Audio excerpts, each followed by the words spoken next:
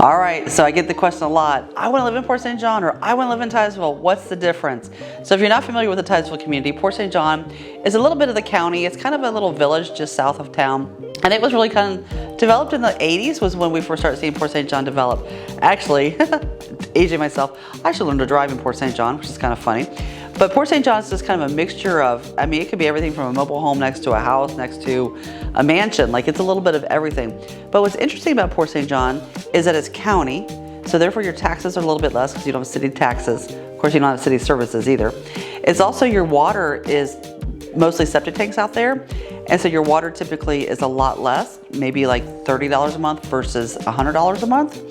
And your property value actually stays higher than Titusville. When I did the research, Titusville was like, let me look to make sure, was like $300,000 was the average price in Titusville, and Port St. John was more like $320,000. It's a lot higher, but I think the big benefit of Port St. John, besides the ones we just named, was this location. Location. If you work at the Space Center, it is such a direct shot to that south gate. It is just bam, right there. So Port St. John is location. Why I think Port St. John is so popular is the direct route right to the south gate of the Kennedy Space Center. That makes such a difference when you're trying to get to work.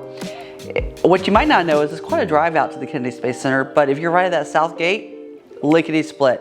So that's why I believe Port St. John is more desirable than Titusville in a lot of areas. But yet, the home value really does stand out in Port St. John. If you have any further questions, don't hesitate to call.